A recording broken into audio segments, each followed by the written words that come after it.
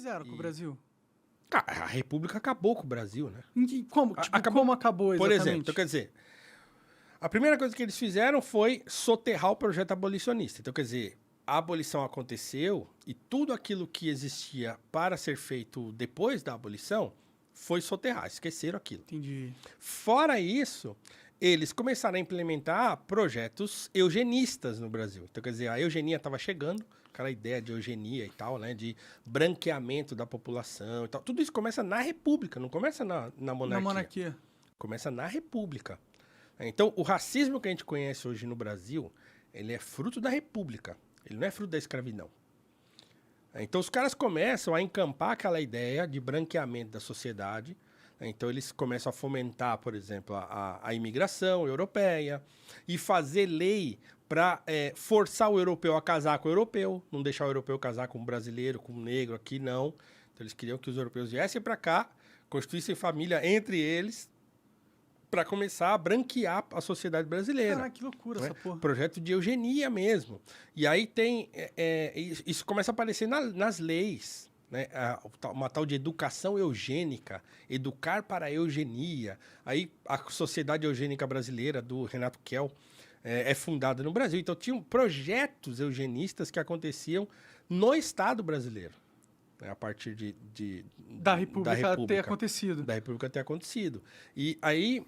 É curioso porque, assim, essa coisa da eugenia, ela se mistura com uma coisa do sanitarismo da época. Porque, veja, como é o nome dele? Ai, caramba, o nome vai fugir agora. O médico. Eugênio, tô brincando. Não, caramba, mano, o nome fugiu agora completamente. Um médico brasileiro negro, eu sempre falo dele. Daqui a pouco eu lembro. Então, assim, nessa sociedade eugenista brasileira, tinha projetos que eram mais voltados para o sanitarismo, porque o Brasil era cheio de doença, né? Malária, aquelas doenças de higiene. Tinha malária aqui também? Tinha, né? Tinha muita. Entendi. Né? Tinha muita, epidemia e tal.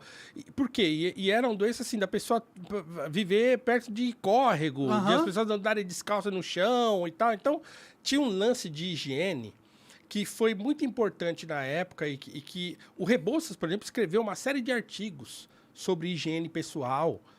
Assim, porque para fazer com que os pobres tomassem consciência de que você não pode ficar andando descalço na rua, perto de lugar que tem bicho e tal, não sei o que lá. Então, quer dizer, para essa precariedade não se tornar nociva para as pessoas, então tinha toda uma ideia de higiene que tinha que acontecer. Que faz sentido, que né? Faz todo sentido. Sim. Que faz todo sentido. Mas, né, junto a isso, tinha os projetos de eugenia também. E aí eles meio que se mesclaram e se confundiram. Mesclaram, porque aí tinha aquela ideia de que o africano ou o descendente africano era degradado, que a cultura era pior e que o africano era menos evoluído e que ele tinha que se juntando com o... Porque assim, aí tem duas coisas. Tinha uma ala que acreditava que a mestiçagem era uma coisa boa, né, que a miscigenação era uma coisa boa, e tinha uma ala que dizia que era ruim. Entendi. Então, alguns, como o Silvio Romero, por exemplo, que era um filósofo brasileiro e tal, ele dizia, não, se a gente começar os negros começarem a casar com os brancos, o elemento europeu vai prevalecer e vai melhorar a sociedade. Então, mesmo com uma ideia... Mas ele achava que ia ser bom. Tinha outra ala que dizia que era ruim. Não, porque a mestiçagem vai degradar o elemento europeu e vai piorar o país. Então, veja a loucura, cara, que acontecia aqui no começo do século XX. Era essa, a discussão dos caras era essa. Pode crer. Né? Era mainstream então, essa discussão. Essa discussão era mainstream. Que loucura, né, mano? E eu tô aqui até agora tentando lembrar o nome do médico que fugiu. Eu tenho camiseta com ele, falo dele o tempo todo. Procurei médico de Ai, meu Deus do céu, cara. brasileiro que fugiu. Fugiu da onde? Não, ele não fugiu. Ele foi um médico negro, psiquiatra brasileiro. Juliano Moreira. Boa, meu Deus do céu. Cocão. Obrigado. Coloca a foto dele aí, se tiver. Tem uma foto dele bonita, que ele tá com um bigodinho assim pra cima. E o Juliano Moreira, ele foi um médico, assim, tão importante. Essa aí, ó. Ah, bigode de respeito mesmo. O bicho era chave. Né? E esse sujeito aí, cara, ele foi premiado no Japão na época. Cara, o trabalho dele chegou do outro lado do mundo. Na Alemanha. Ele foi premiado na Alemanha, foi premiado no Japão. Um médico psiquiatra negro e que foi um dos primeiros a começar a falar no começo do século XX. Eu não lembro de que época é o Freud, mas ele foi um dos primeiros a começar a falar sobre essa coisa de psicanálise no Brasil. Então, assim, foi um cara super importante, assim, para a medicina brasileira. E ele também fazia, olha que curioso, ele fazia parte dessa sociedade eugênica brasileira. Só que ele tinha essa parada, ele combatia os eugenistas racistas. Mas ele era um eugenista, né? Na verdade, ele tinha essa parada da educação sanitária. Da coisa da higiene. Sim, entendi. Então Então ele ele tinha era da muitos ala eugenista que só se preocupava com o sanitarismo. Na verdade, ele tinha essa preocupação com a higiene, então tem muitos textos dele sobre isso. Mas o que é interessante é notar que, na época, tinha um embate muito forte entre ele e o Raimundo Nina Rodrigues, que era um médico eugenista desse racista. Entendi. Que acreditava que a miscigenação era ruim, que o o africano trazia um elemento de degradação para a sociedade brasileira. E o Juliano Moreira, ele escrevia contra isso. Então, eles debatiam isso academicamente, cara. Entendi. Entendeu? O Juliano Moreira descendo a linha no Nina Rodrigues, falando que não, que isso não existia e tal, que a questão não era racial, né? A questão era de saúde pública.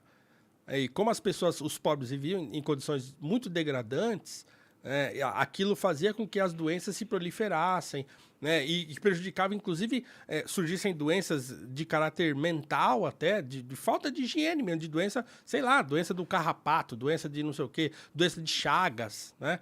Então, todas essas doenças que eram causadas por essa coisa da falta de higiene estavam nesse bojo aí e eram chamadas muitas vezes de eugenia. Mas, enfim, o modo como o país se organiza na República é um modo oligárquico. Então o Brasil vira uma grande oligarquia. Quem tem poder manda. E quem não tem, obedece. Quem não tem, se ferra e obedece. Então, nunca mudou até hoje, né? Não mudou até... Exatamente. Exatamente. O Nabucco fala exatamente isso para o Rebouças. Ele fala assim, olha, a situação dos negros no Brasil é um absurdo. Por quê? Porque eles não conseguem mais arrumar emprego, porque eles sofrem um preconceito atroz aqui. Então, eles estão ficando onde? Pelas ruas. Estão se embebedando, estão se envolvendo na criminalidade. Então, assim, entende? Assim, no finalzinho do século XIX, porque o Rebouças morreu em 1898. Entendi. Então, ele recebe cartas do Nabucco falando isso, falando assim, ó, a situação do Brasil é essa. Os caras fizeram a república e abandonaram a população negra, empurraram a população negra para os morros, para as favelas, né? E eles estão vivendo em condições degradantes. Pegaram o nosso projeto e soterraram. Né? E aí o Rebouças não volta mais. O Brasil, para mim, é um país do passado. Acabou, nunca mais eu volto. Ele tinha razão. E ele é encontrado morto num penhasco. Até hoje não se sabe direito se ele se suicidou ou não. Ou se suicidaram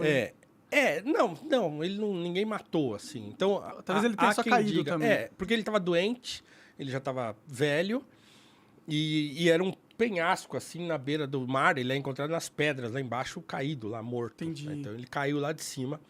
Então, assim, há quem defenda que ele caiu, né, que ele não faria isso e tal, não sei o quê. Então, os jornais da época, primeiro noticiaram que ele tinha se matado, depois começaram a noticiar e a família, né, começou a falar que não, que ele não ia se matar e tal, e começaram a falar que ele caiu. Entendi. Mas o fato é assim, quando a gente lê as cartas dele, as últimas, ele tá muito deprê, assim, ele tava deprimido de fato, assim, com depressão e muito doente e tal. E então, assim, não é difícil pensar de fato que ele tenha se jogado. Então, quer dizer, imagina, cara. Você já estava um mártir velho, brasileiro. já não conseguia mais andar direito, sei lá. Não era nesse estado. Ele estava doente e tal, Entendi. e assim, mas... mas o que mais me faz pensar é que, assim, é um mártir brasileiro, né, e um mártir da liberdade. Entende? Então, a obra do Rebouças é uma obra a favor da liberdade. O projeto dele do pós-abolição é um projeto liberal. Ele é, inclusive, rejeitado pelos movimentos negros hoje por isso. Sério? Ninguém fala nele. Você até encontra coisa acadêmica ou livros escritos, mas assim, dentro dos movimentos negros e tal, ele é escanteado, assim, por quê? Porque ele não cabe dentro de um certo padrão de narrativa que hoje o movimento sustenta. Então, ele não serve, né? Então, para você encarar o Rebouças, você tem que encarar o liberalismo dele, que era o liberalismo letrado. Então, por exemplo, o projeto do pós-abolição dele tem citação do Adam Smith, tem citação do Frederic Bastiat, tem citação dos autores liberais da época, que ele leu, que ele conhecia, Então, ele acreditava no liberalismo enquanto solução, né, no capitalismo como solução para o problema da desigualdade no Brasil. Né? Então, ele acreditava nisso piamente, assim, e defendeu isso nos seus artigos, no seu livro e tal. Você acaba de assistir um corte do Monarch Talks, agradeço demais, mas se você quiser ver o vídeo na íntegra e acompanhar ao vivo todas as transmissões, você tem que ir lá no rumble.com/monarch para não perder nada. Segue a gente lá.